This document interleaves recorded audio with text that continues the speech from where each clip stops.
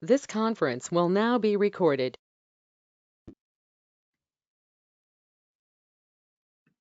Okay, I see that it's 11 o'clock, and I'd like to welcome people who have joined us. I'm sure there will be more people who dial in over the next few minutes to How to Manage Your Medicines, a fireside chat with Brian Isetts. And we're excited to share this valuable information today. We talked about having a discussion kind of format. So at different times as we go forward, we will be unmuting lines and asking you to join in. I'm Lisa Maurice, and I think you can see me on your platforms. We do have an open line, so please mute your lines when you are not speaking. We're so excited that Dr. Isetts has joined us today. Be aware that in addition to the time that he's sharing today, he shared a large amount of his time to prepare for this event and listen to feedback and listen to what it is you were interested in. So we really appreciate Dr. Isetts and all of the time that he has put in.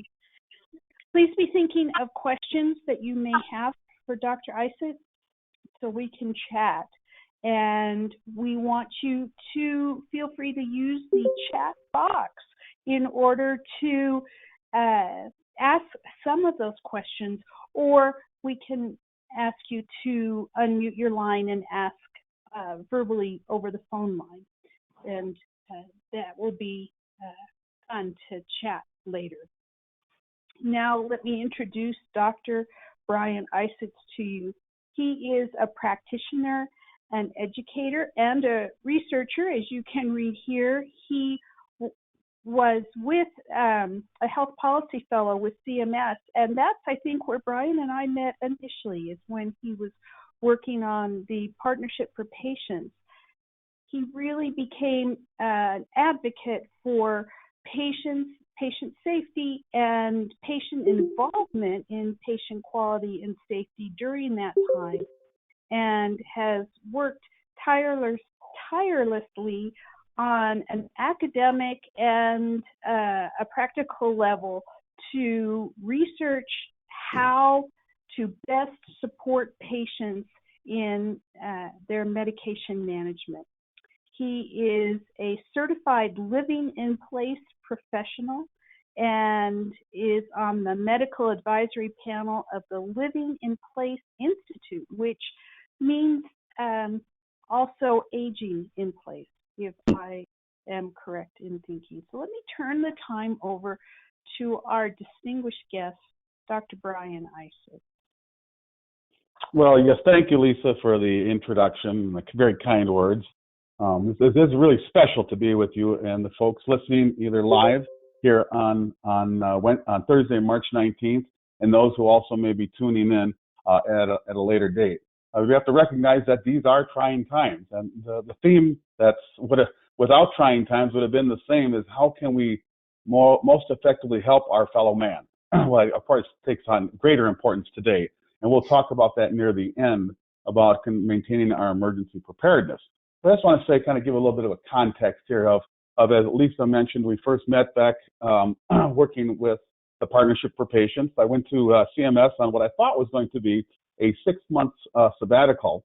And while I was there, Don Berwick had just started as the CMS administrator, and they opened up this place called the CMS Innovation Center. And it's like, oh my goodness gracious, I'm so close, I'd like to get in there. So when I finished my first 6 months with the Part D drug program in terms of medication therapy management services, I approached two gentlemen, the Dr. Paul McGann and Dennis Wagner, and said, well, I'd love to come and work at the Innovation Center. They gave me one of the most interesting interviews I've ever had in my life, classified as good cop, bad cop, if you will. And they said, yes, Brian, we'd like to come work we'd like for you to come work for us. And I said, well, we have one small problem. As you can imagine, it was, well, we don't have money to pay you. And I said, just a minute, I'll be right back. I went running to my professional societies in pharmacy and said, hey, I've got an invitation to work at the Innovation Center. Would you, my professional societies, help pay my salary for those 6 months? Well, they said absolutely yes. And at the end of that 6 months, then something equally impressive happened. They said, Brian, how would you like to become a contracting officer's representative and speak on behalf of CMS? And my jaw almost dropped, because here I am, a researcher working to try and get money out of CMS. Now they're asking me to guard the hen house, so to speak, to keep chickens safe. And so I did jump at the chance. I had to go through quite the training program in a short period of time. But that's when we really got involved in this patient safety, and specifically medication safety. And what really attracted me to the person and family engagement community is how humble I became working at CMS. What I mean by this is that, I'm a pharmacist in practice. I really pay attention. I'm a people person. Listen to what the patients have to say when they're taking medications. But man, did I learn a lot from Lisa and her colleagues in the PFE community. It was just absolutely amazing. The words we use, they mean so many different things to so many different people, to be sensitive. Even today, you'll hear me talk about medications, and Lisa alerted me to the fact that people don't always understand. They understand what medicines are. I take medicines. What's a medication? And so, every day I'm learning new terminology, new approaches of how we can actually change the whole dynamic. And when I say change the dynamic, I envision a medication use system where patients make the decisions, drive the ship. And we do this in collaboration with our healthcare providers instead of the other way around. I'm going to talk about some of this. We refer to it as shared decision making, but I look at it as the next step above shared decision making, or patient-driven medication management. And it really was Dennis Wagner at CMS at the time. And for those of you who may not have heard, Dennis has decided to move on in life, has just recently left government service after 33 years, and is on a really unique journey to find his next calling in life. And I hope it will be with us, of course, in terms of patient-driven medication management. So I really have learned so much about how we can more effectively help patients in terms of both improving their health and what we can do for those of us who may need medications. How do we make them work for us? Let's go to the first slide then. So the topics for our chat today are, we're talking about practical advice for managing medicines. Okay, this is from the people on the streets and those who are here.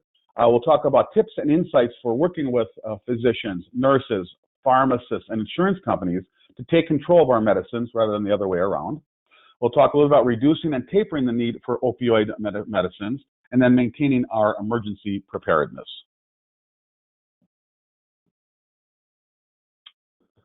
So we always start, one thing I learned, first and foremost, we start with a patient, we end with a patient. And I bring here an open letter that was presented to the National Quality Forum. And this is shortly after I started at CMS.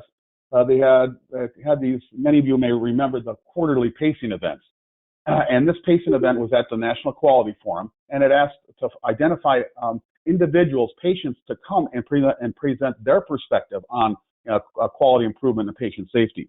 And so two of my patients from Minnesota said, yes, we'd love to come and share our experiences. And so Ed and Sharon Youngbauer came to Washington, D.C., and they put this letter forward, and it speaks of volumes.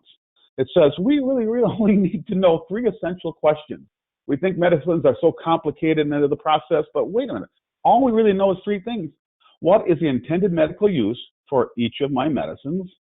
What are the realistic, specific goals for me when I take these medications? And what unique safety concerns do I really need to be worried about? And you could hear a pin drop. And so this really kind of set the tone. If we can build a medication use system around answering these 3 questions for each person who in America, across the world, who takes medicines, then we will achieve something very, very profound. And that's what we're working towards today. Well, this is reality in far too many homes, right? I'm sure all of you have seen someone who can fill up a kitchen table full of medicines. And there's two ways to look at this picture. One is the reaction could be, oh my goodness gracious, I'm glad I'm not that person. However, the other side of where there's a silver lining is what if all these medicines have been assessed to make sure that they are intended, they're working and safe for the patient, that you can walk away and be confidently saying, these medicines are right for me. So I think that's the perspective that we're going to focus on today.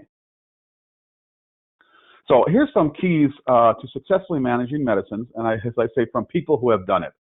And the nursing department from Illinois Wesleyan at the time did a study of strategies used by older adults. And they focused on understanding the medication management process from the individual's perspective, rather than all the previous studies that were done from a healthcare provider perspective of my least favorite word, compliance, or obedience, or adherence, all these terms that have been used by medical care providers that are really demeaning to those of us who really are working very hard to maintain our health through the use of medicines. So they recruited called a purposive sampling. They looked for individuals in independent living facilities who were confidently managing their medicines. And what they really found out is that there's two key things that have to be in place. First one is that these self-care practices can be learned. We can teach these over time. However, there must be a person must have an ability to care for themselves, and that would make sense. If you're disabled in some way, or maybe you're in a wheelchair or need help, that those conditions must be met. So self-care can be taught. So they found three themes. We'll talk about these 7 habits. There's also the theme of living orderly and aging well. I'm going to kind of work from right to left here. We talk about aging well. It really means is enjoying the experience as we go through life. Is that take the good days for what they are and always work towards improving health and respecting the fact that we can, as whatever health that we have, that we can maintain that improvement at any time. Living orderly is that you have almost a purpose and a schedule in each life. I know that in this current time of our coronavirus epidemic, that's a little difficult. We're creating new routines, but to live orderly with that. And then these 7 habits is really establishing a habit. It's routine. I do it automatically. Okay, your medicines might be set up for morning and night, or you schedule around maybe where you go to do your gardening, or whatever the case may be. It's also then being able to adjust routines. Okay, we're going out tonight to dinner. All right, I can take my medicines early. And I'm going to give some tips throughout here of that. Medicines don't have to be taken exactly at the same time every day. There is leeway. Tricks and reminders to prevent forgetfulness. You know, we've seen the old cartoons where you put a string on your finger. Actually, there's many different variations of that, reminders and tricks to prevent forgetfulness. Simplifying. We're going to talk about clustering to reduce unneeded complexity. Because I've known many individuals who have said, oh, I have to take this medicine at this time because you can't take it with food and I got to wait 3 hours. We're going to fix all that today because that's craziness. But we're going to clustering or simplify to reduce unnecessary complications. Then there's valuing medicines. And what that really means refers to is that they understand that medicines are essential. And that's, once we understand the intended use, how it's supposed to work for you and what the safety concerns are, you value those as being essential to improving health. Collaborating to know the why and how of each medicine, and then managing costs and reducing the financial burden, because we all know it and we feel it. Medicines are very expensive, and there's many things that we can do to reduce that financial burden. So there's many ways to help organize. This is an in-home medication dispensing machine. I don't promote any of them, and I just want to say that I've seen every version you can imagine. From the typical 7-day pill box that you may have to one of my patients came in and had a fishing tackle box, a hard-covered fishing tackle box, color-coded with all the medicines in there. And I was just simply amazed. I don't know if I could have done that, but there are many different ways to get order in terms of helping yourself remember to take medications. Next slide, Lisa. Thank you. So working effectively with providers and insurance companies. One thing is called medication synchronization, is the word used in the healthcare circles, or synchronizing your refills. I just remember for so long, individuals would come into the pharmacy, they got 6 different prescriptions, they would have to come in 6 different times of the month. And I'm thinking, how bizarre, why is this? Why do we have to do that? Well, we're fixing that. So if you don't have synchronized your refills, make sure that you request that. For a lot of the chronic medications, a 3-month supply can be requested for chronic conditions. If you don't have that or don't know if you have it, now's a really good time to ask for that. In addition, it's requesting a vacation supply. So I know there's some fear of medicines as we begin to make sure we have enough to get through 2, 4, and 6 weeks. Requesting a vacation supply right now is a really good idea, or at any time, quite frankly. So you have enough and you can feel comfortable and not have the anxiety of worrying about being short. Now, the shared decision-making tips on, you start with the intended use for each medicine, you've heard me say this, how it's supposed to work for you, and what side effects to focus on. Now, if you haven't really started this, I have a corny way of having folks think about it. And it's the analogy of playing solitaire with cards. All right, you put all in 4 different suits, right? Well, think about your medicines the same way. Okay, here's the pile for my heart medicines. Here's my lung medicines. All right, here's for my bones and my joints. And if you start from there, then that starts the first one, the intended use. All right, it's for my heart. All right, how's it supposed to work for me? Well, my heart's supposed to beat a little slower, for instance. All right, how slow? What is it when I started? What is it supposed to be now? What am I aiming for? We'll also talk about that, and we'll talk about this, measuring the effectiveness specific to you for the use of medicines to improve functional status or pain management in just a minute.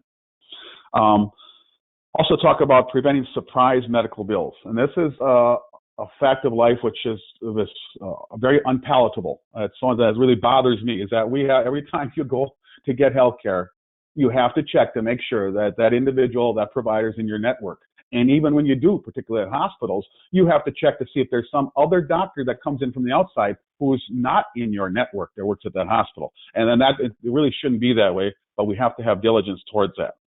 And I'm going to stop here with being a fireside chat. I've already spoke for 10 minutes, and I want to get to the fireside chat. So I'm going to turn to Lisa for a minute here to get insights from Lisa and what she's learned and what we can talk about in working together. Lisa?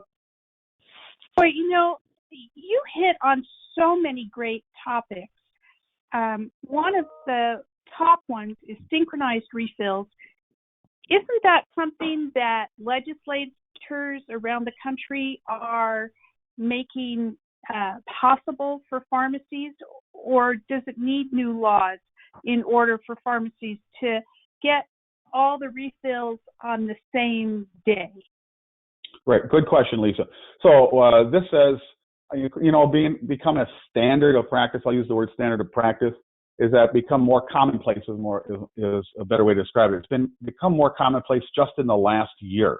All right. And it's been that both pharmacies and payers have been working together to make this a reality. And so with all the competition in the insurance industry, then this should be just to simply ask for that. And it might be 2 ways to go about it. One is to turn your health insurance card or the pharmacy benefit card over to the back and call the number and say, what would it take then to get medication synchronization, or conversely working with your pharmacy as well, but to approach it from both sides. And what I will say now is that, Lisa, with the current crisis we're in, what is interesting is that we are seeing where a lot of the restrictions we had before in terms of remote monitoring, telehealth, they're all being relaxed so that we can get the health care we need without any burden. So there's a little bit of a silver lining here, is that we can, quote, negotiate better with folks that are trying to help us. So does that include, Brian, the vacation supply or the sheltering in place supply that we may need? Would you suggest also coordinating that with your insurance so that they will go ahead and authorize that early refill or that extra refill? Great question. As I think this through, we have to think what is most efficient for each of us as individuals who need to use healthcare, and how can we not put undue stress on the healthcare system? Because I can tell you, I went into my local pharmacy the other day, and they're working harder than I had ever seen before. All right, and so maybe I would call that customer service number on the back of my insurance card first. Now, the downside of that is that you call the card and they say, well, well, you're 95th in line. We'll get to you in 45 minutes. Well, that's not very acceptable at all. So it kind of which one will work most efficiently, either to try the insurance company card first and then the pharmacy second, or vice versa. Okay, great. Well, let's look at what you prepared for us next. Great. All right.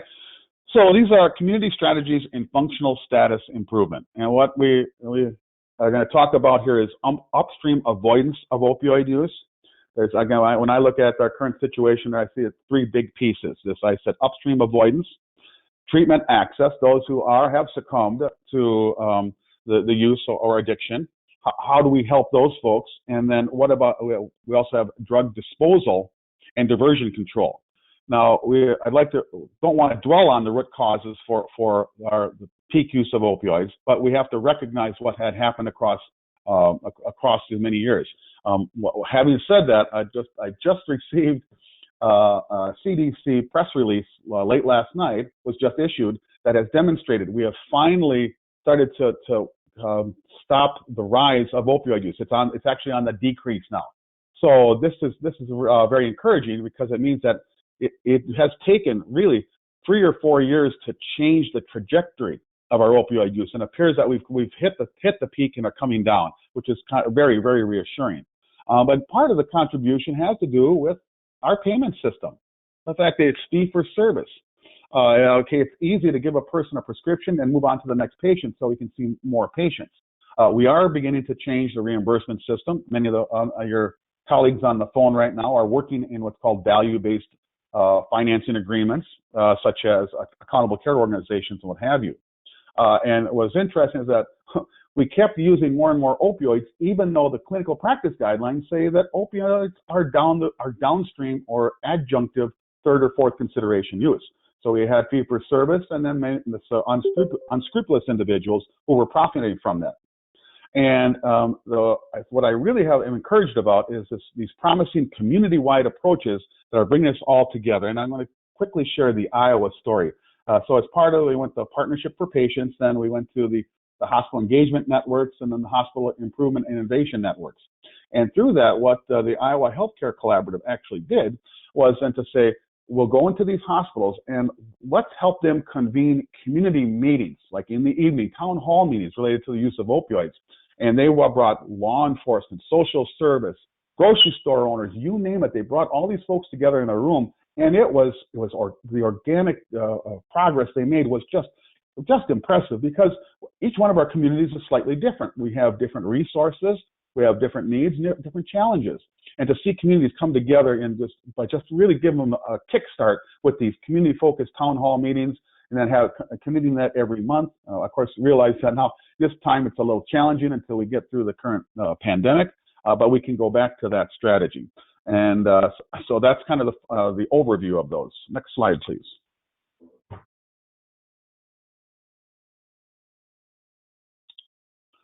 While we're waiting for the next slide, hopefully I'll share a story of some of the challenges we encountered in preparing for this. Yesterday was we did a dry run. Well, right in the middle of the dry run, there was a 5.7 earthquake in Salt Lake City, where Lisa Maurice is currently staying. So that somewhat terminated our yeah, we'll try not to have run. that again today. I did put up the next slide, team-based approaches. Okay, great, thank you. All right, so yes, I see that, thank you. So we talk about this upstream avoidance of opioids. And this is really what I call a new reset point. In other words, we have to undo years and years, and it might take a half a generation. As I mentioned, we're seeing the decrease already from some of our work, so that's encouraging. One of the biggest things we can do is to reframe our negative focus on pain to a positive focus on increased comfort and activities of daily life. All right, and I'm going to talk about a comfort scale. Rather than saying, oh, Mrs. Jones, how bad is your pain? Is it a 9 or a 10? It's that, how comfortable are you on a scale of 1 to 10, where 10 is the most comfortable you've been and 1's the least comfortable? Because one of the things we did in the past is when we focused on the pain scale, we also then compounded that negative part with the old, many of you are in hospitals, the Consumer Assessment Health Plan surveys, the CAHPS surveys. One of the questions in that survey was, did your doctors and nurses do everything possible to relieve your pain? In other words, they gave an unrealistic expectation that a score of 0 on a pain scale is what we're aiming for, and that's not true at all. Very rarely are we going to get down to 0. We might get from a 8 to a 6. That may be your goal. And same thing, so we turn that around into the comfort scale. The Iowa Healthcare Collaborative has agreed to share 3 of their resources on the comfort scale, and also the use of a comfort menu. So this comfort menu then is given to individuals who, let's say, post-surgery, and you have the acupuncture, you have some of the physical therapy, all the other things that really do work better in the long term than the use of opioids, so that opioid use becomes adjunctive at a 3rd or 4th level consideration. We also talk about documenting if a person is opioid naive or opioid tolerant. Naive means that, I've never had an opioid before. Let's not give standard doses. Or if a person's opioid tolerant, we'll have to adjust the doses because maybe they can tolerate more. And then one of the most frequent questions we get is, what is a safe level of opioid use if you need them? And each person is their own individual N of 1 experiment, if you will.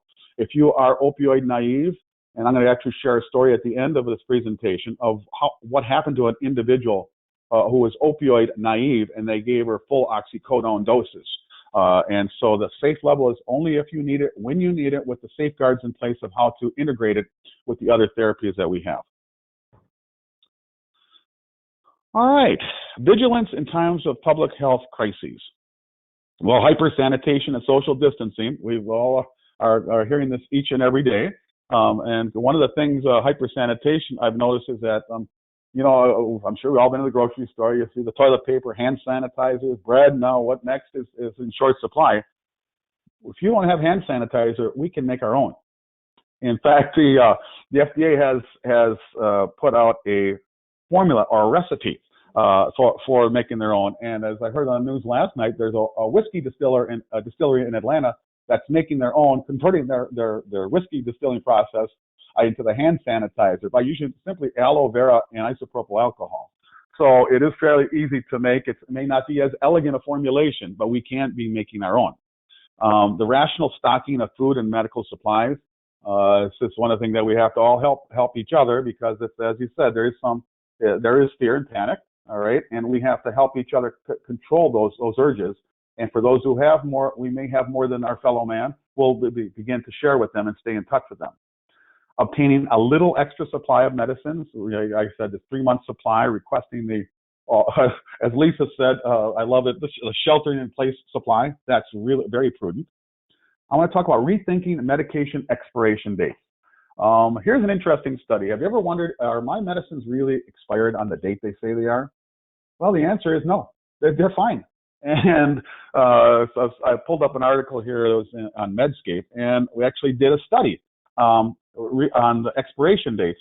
And really, very few medicines actually go bad. For instance, maybe aspirin that sits around for 8 years, you open the bottle and it smells like vinegar. Very few actually act like that. What may happen is that they begin to lose a little bit of their potency. So they took some 300 medications and checked their stability years later, and over 90% still had almost 100% of their potency, between 90 and 100% potency. So if you've got an expired medicine, an oral, it's not a critical cancer medicine or what have you, all right, and it's past its expiration, I have many of them in my own medicine cabinet, because I know that they're also in a controlled environment. It doesn't get too hot or too cold inside my house.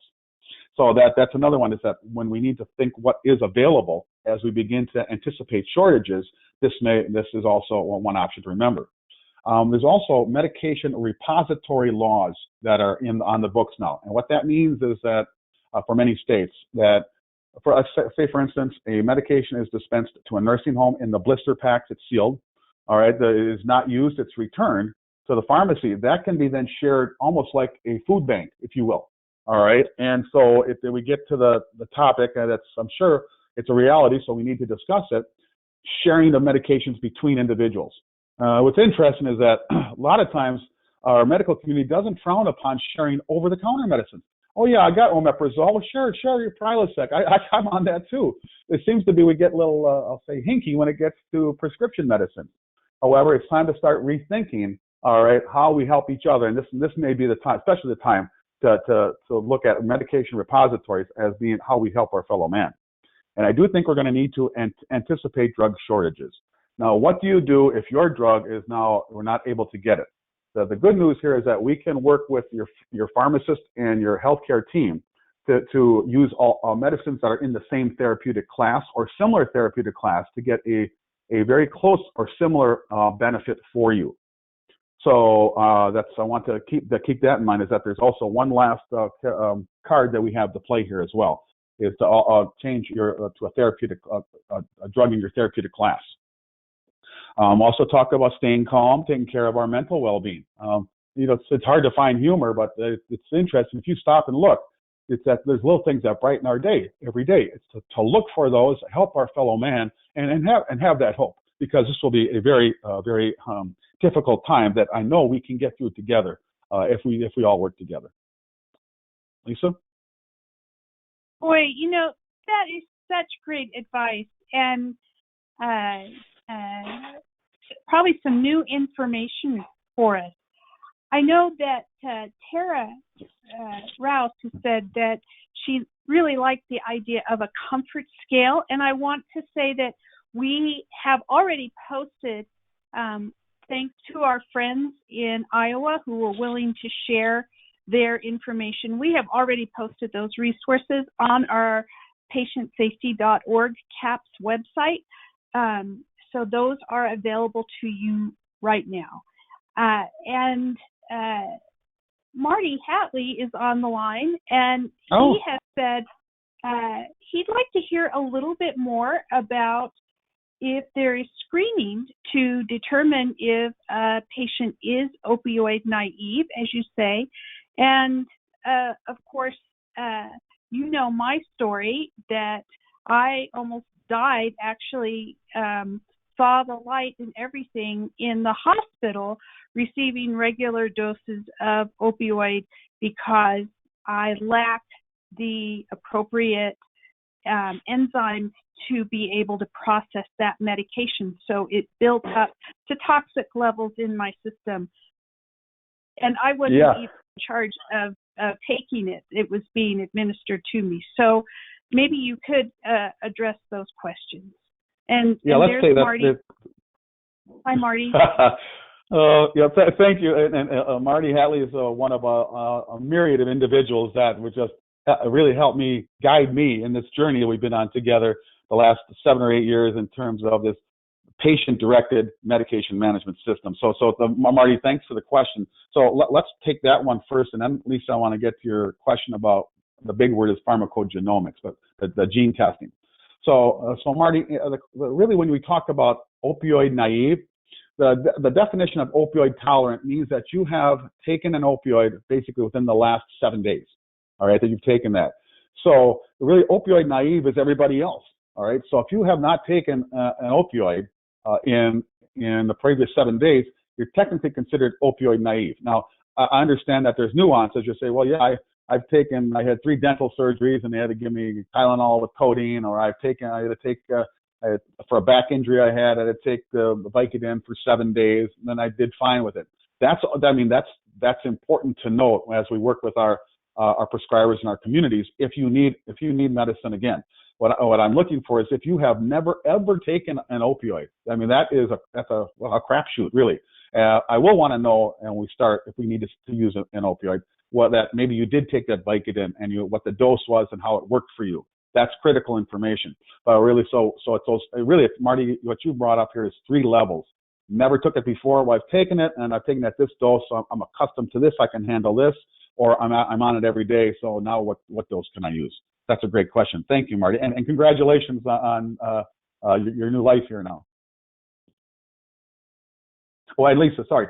Okay, get to the genes and how they metabolize. This is a very hot topic right now because each of us has different genes to metabolize or to break down the medicines in our system. And it's built into our genes right now. And so it's called pharmacogenomics. It's a big, long word. Many people just hear about the genetic testing of, let's see if I have maybe a breast cancer risk or something. But this is the next level of how my liver enzymes, for instance, and other systems process medications.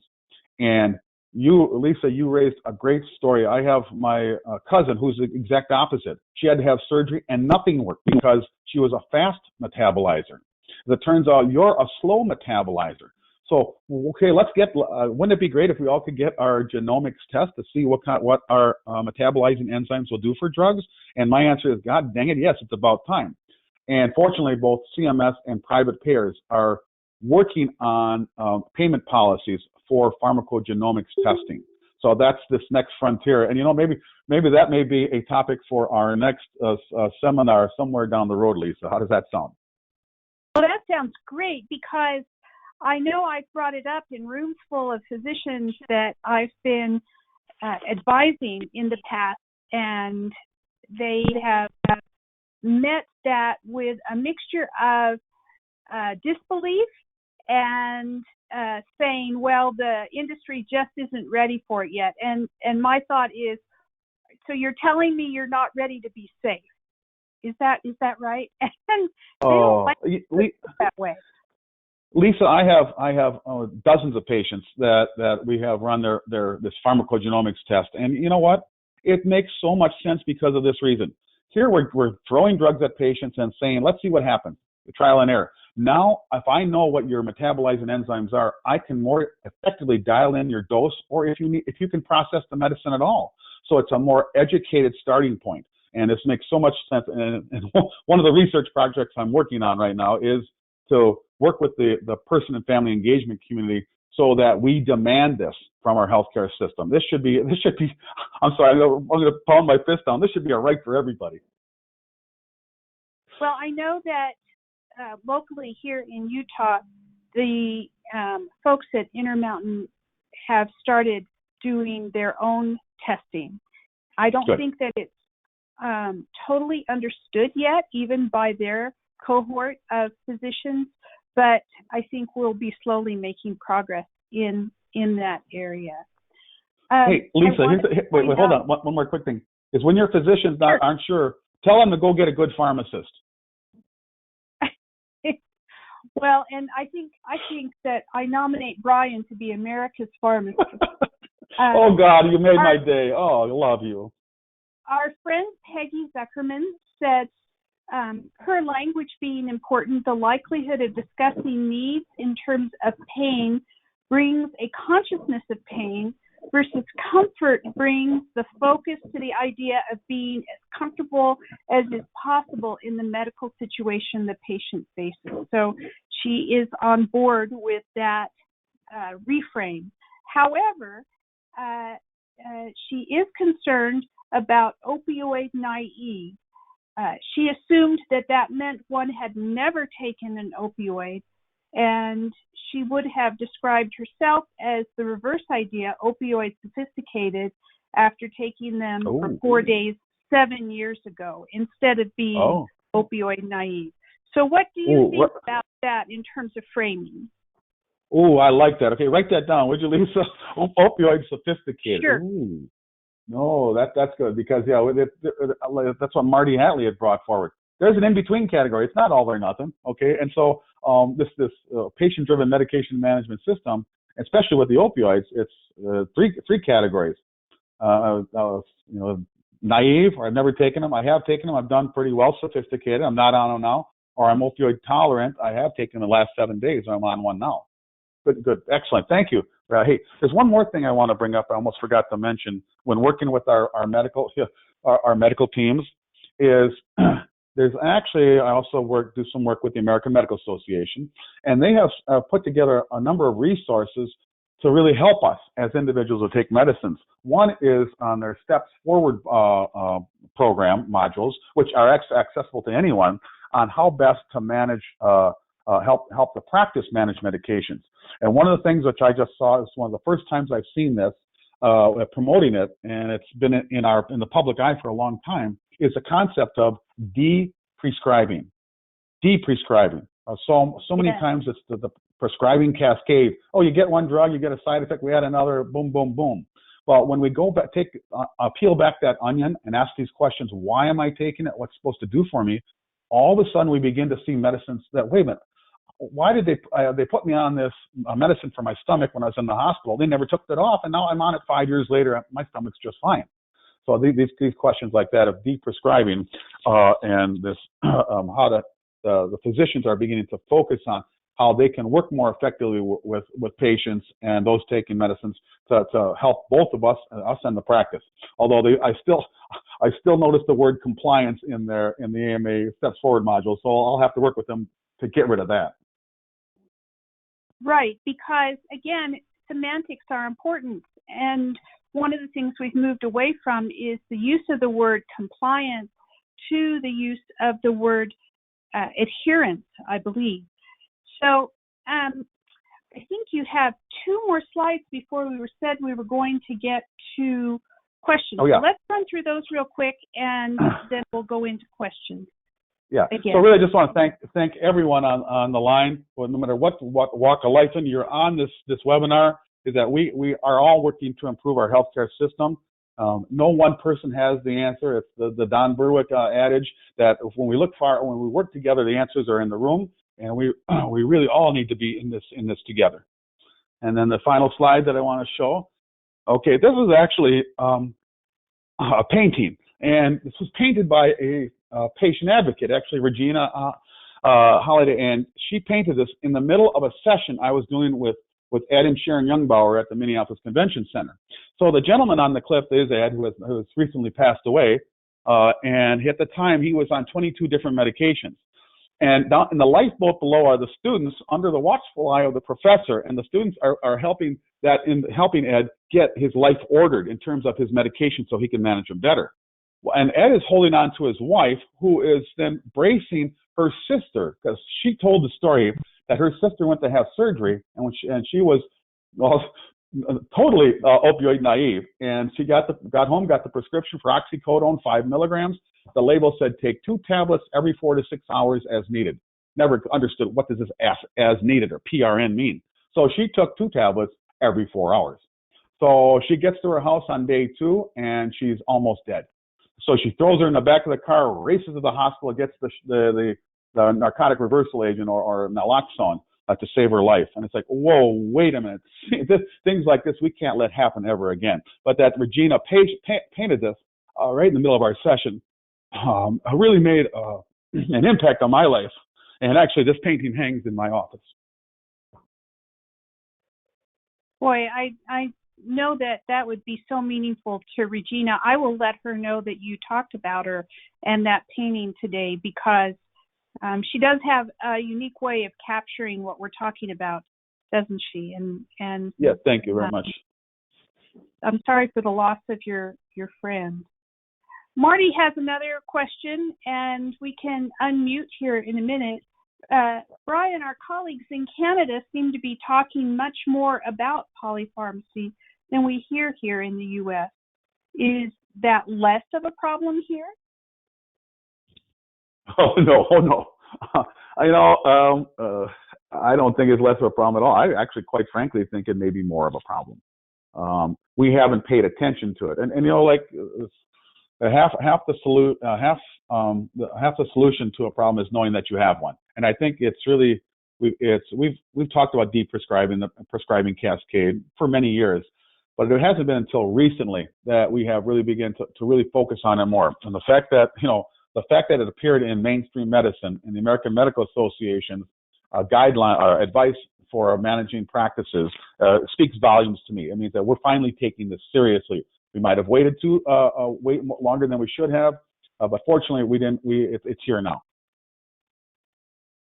Well, thanks for addressing that. So our lines are open. They're not forcibly muted or anything. So if you want to come off mute and ask a question orally, we are happy to take that. Or you can still chat in your questions. Laura is sending those to me, and I want to give a big shout out to Laura and a thank you to her for putting this together and coordinating this for us so that I stay on track. I wanted to ask you something important that came out of the news conference that happened right before, or maybe even it's still going on for all I know, our Fireside chat today, that the FDA has last night approved the medication chloroquine or hydroxychloroquine for the treatment of COVID-19. Had you heard that, Brian? And what can you tell us about the potential for that with treating this virus that is rampaging the world right now? Oh, yeah, thank you, Lisa. It was interesting that I just pulled this out of this article. I didn't know you were going to ask me this question. I just happened to have this article from Thanks for the being Science. so flexible. Yeah, the Science. It's called. I'm doing a tap dance here. Unfortunately, I know where the music's coming from. All right, and so they did a science. So the Science Journal really kind of covered this. What are some of the medicines that have promise, and to the next is how do they actually work on the cell membrane or of the coronavirus, or also to disrupt the membrane or to stop the protein replication. And so it was a very technical article. It was kind of some dense reading, but it really listed this chloroquine as being one of those medicines that has that potential to begin to reduce some of the replication, if you will, or so it's not, we're talking more treatment here right now as compared to prevention. So right. you know what, go ahead, and more of these will be coming down the pipe too, more medicines as well. Right, I was going to say I'm probably not saying this right, but remdesivir from Gilead is yes. also in the pipeline to be approved for this specific use. It's approved for other uses right now, but approved for this specific use in the next 24 hours instead of over the next few months. Yeah, hold on. I found the chloroquine. Isn't it? Chloroquine, a drug used mostly against malaria, was shown in the 2000s to have some effect on the SARS-CoV virus. In cell culture studies, it both reduces the virus's abilities to get into cells and its ability to reproduce once inside them. So that sounds exciting, because if we find a way to treat it, then maybe we can all go to the restaurant and we'll all raise a glass together. No, okay, I think, okay, please, go ahead. So we have another question that I know you know the answer to and can really help our understanding. Curious if it makes sense for cancer patients to insist on the testing for the way the body metabolizes their specific medications, and if there are major differences with the classes. Thinking here of targeted anti-angiogenesis and immune therapies in kidney cancer, but there is overlap with other cancers. This again from Peggy Zuckerman. Yes, the answer is this is the number one area where this pharmacogenomics is most commonly used. So if so the question I would kind of pose to Peggy, and that's more rhetorical, food for thought. If an individual has one of these cancers, if they haven't undergone pharmacogenomics, they should request that right away, because this is one of the areas where coverage is most common for insurance coverage for pharmacogenomics testing is in the cancer field. So that's first and foremost. That's a standard of practice, in my opinion. Okay, that's good to know. Now, you have also been active in some pharmacogenomics with the senior citizen population. Isn't it something that I think you've told me is that as we age, the way we process medications may change?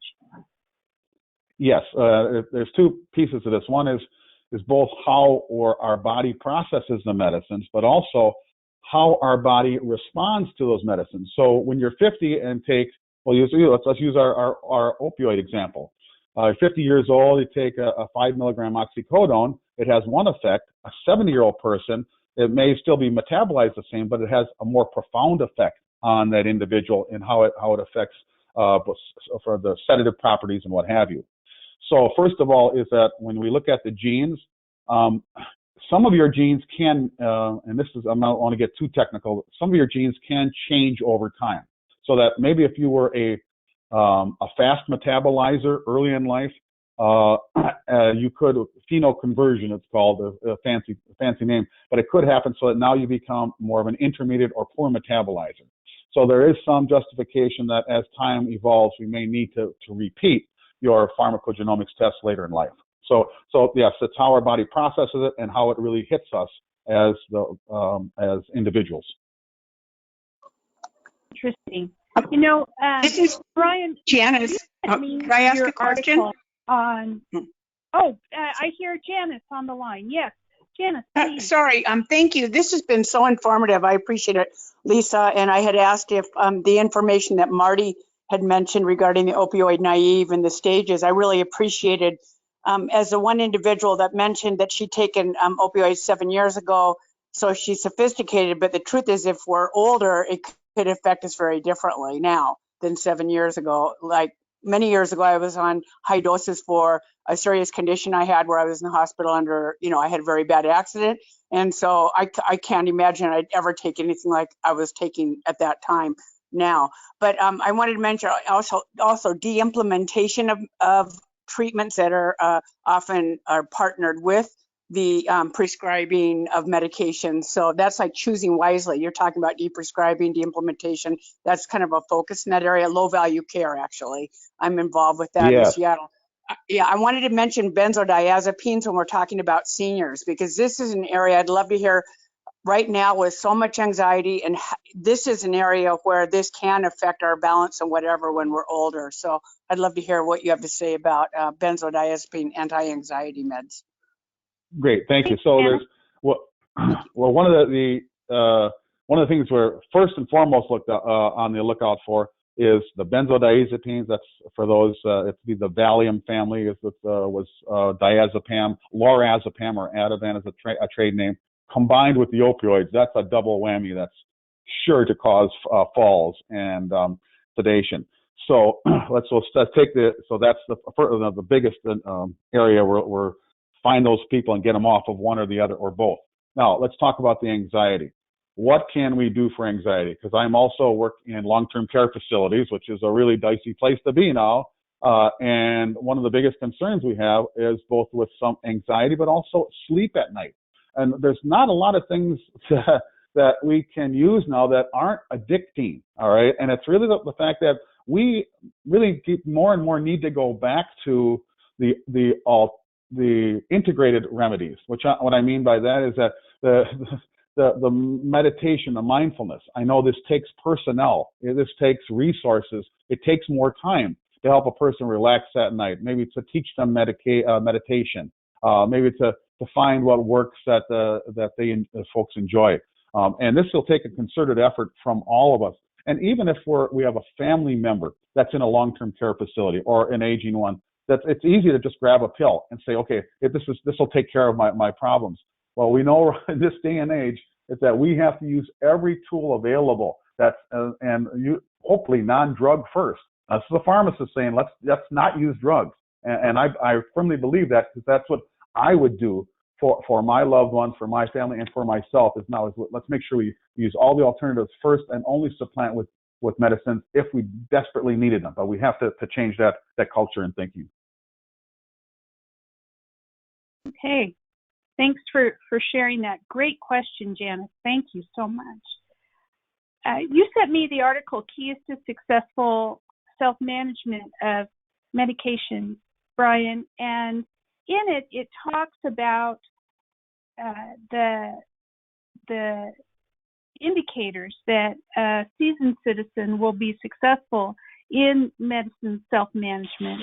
And among those are already being kind of an organized, functioning person. I know I have friends who have parents who have had lifelong challenges with executive function that they are trying to help, or I have a really good friend whose sibling is in that category, and has a hard time and always has had organizing their life, do you have suggestions for how we can help people who don't fall into the category of basically already having it all together? How do we support our family and friends in that situation with their medicine management?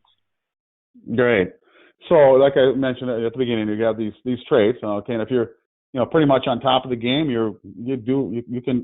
we can teach you, or these skills are learned. But what happens if you're like almost this in between, like opioid sophisticated, as the kind of Marty Hatley inspired the discussion today? What happens if you're kind of in the middle of it? You're kind of on top of it, but I need help. Give me a little bit of help, Brian. And we have to then look at, can we help with each one of those 7 categories in terms of ordering their life? Can we get something more in order? I'll give you. Can we simplify the medicine? So we only take it once a day, or maybe I'll give you an example. One of the most common burdens that patients encounter is with their thyroid medicine, because they read, oh, it has to be taken on an empty stomach. All right. So what happens? You get up in the morning, you kind of forget. You go to have breakfast. Oh, crap! I forgot my thyroid. And then you say, I'll wait and take it later, and you never do. Well, what we can do with that is that, yes, your thyroid level, if you take it on an empty stomach every day, it has a stable level, but we can reset or recalibrate yours by taking it with food. It means that we may have to take another thyroid test in 4 weeks, and once you start taking it with food, but you can take it with food, and we can compensate for that when we do this in a concerted manner. So to think about, do I really have to take it on an empty stomach? What are the implications, and can we get around it? So it's that helping them simplify. And then it's the remembering piece. All right, maybe fortunately, we have so many of these gizmos and gadgets nowadays where you make sure that your wristwatch hums at 1 o'clock when I got to take whatever medicine, or now's a good time to start. Well, I call my mother every day at 3 o'clock, and that just happens to coincide with the medicine she takes then, because we have more time to help those folks reset their day. So find out where are the challenge points or the soft points in that orderly process of the day, and what can we do then to help shore that up? That's great. One of the things that I think that article said was that it's important to make it a habit to take medicine. And if we go to our friend Stephen Covey, who is from my neck of the woods, Stephen, in his seminars, really emphasize the importance of that it takes a number of weeks, sometimes longer for some people, to establish a habit. And one of the comments that stood out to me in that article was the individuals who said, I had to make it a habit, and it took a while to do that. So exactly. How do we help and support? I'm not asking this as a question, but just in general, I think we need to think about how we support making things a habit. Boy, our time has come to an end. Can you believe it? What hour of wonderful comments and input. I really appreciate everyone's participation today. We will be having a webinar in the near future, and Kelly Smith and I are working on coordinating that. Our friends at MedStar Health have done some excellent work in supporting patients speaking up about their health care. And we're going to talk about that, and we'll have input from some patients about why that's important and how that has impacted their health care. But I don't have a date yet. So when I do, I will be sure to be pushing that notice out to you as well. This particular webinar will be up on our website as a recording so that you can share it widely with your friends and colleagues, and we'd appreciate it if you would do that. We ask you to go to patientsafety.org. If you're not currently getting our emails, then you can sign up there to get them. And I'm seeing that Marty has sent in the chat a resource that we can also put up that is a story of someone similar to me, but unfortunately this is the child of somebody who has presented at the Patient Safety Movement Foundation events. Her child did not make it because of opioid naivety.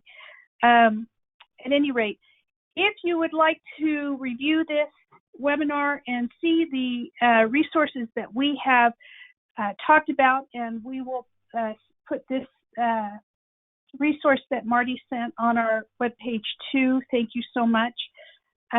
Please go to www.patientsafety.org, and that is our CAPS website. Thank you so much, Brian, for You're welcome. Joining us today, and the work that you put in on this. I know that you and I talked last week when you were on vacation even, so appreciate you interrupting that for us. And Brian, you truly are a national treasure. And Oh, thank you. I want to thank Laura Allen again for being the behind-the-scenes person who's making all of this work. Thank you, Laura. And if you have further questions, please don't hesitate to give us a shout out. My email is lisa.maurice@gmail.com, and I'm always happy to hear from you. If you just need to chat because you're socially distanced, we can be close in virtual reality. So thank you all, and have a great day. Thank you, Lisa. Thank you. Bye. Bye.